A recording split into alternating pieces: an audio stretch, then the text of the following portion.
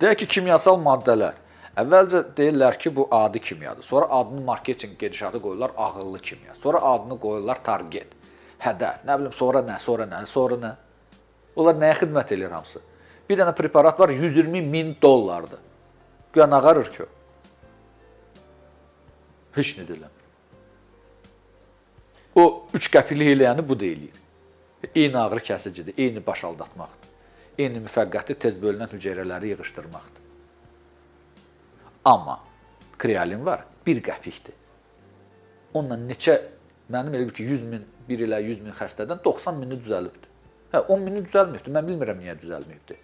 Statistikam yox, tədqiqatım yox, filanım yox, o birisi yox. Kimsə də belə maraqlı deyil bunu eləməyə. Amma bir var ki, 1 qəpiklik dərman, hansı ki 100% xeyirlidir, amma ziyanlı deyil də, belə deyək ki, zəhərləmir. Amma ya xeyir eləyəcək, ya xeyir eləməyəcək. Bir var ki, 1 qəpiklə risk eləyirsən, bir də var ki, 100.000 dollarla risk eləyirsən. 100.000 dollar verməyib 98% tələf olunur, 1 qəpik verib cəmi 10% tələf olunur. Hansı yaxşıdır? Rəsmi onkologiya cəmi 2% insanları sağaldır, doğru onkologiya 90-95% insanları sağaldır. Rəsmi onkologiyada Amerikada heç olmasa 200.000 dollar çıxır bir ilə, bizim yanımıza gələn xəstələrdə heç olmasa bir 10.000, 15.000 dollar çıxır.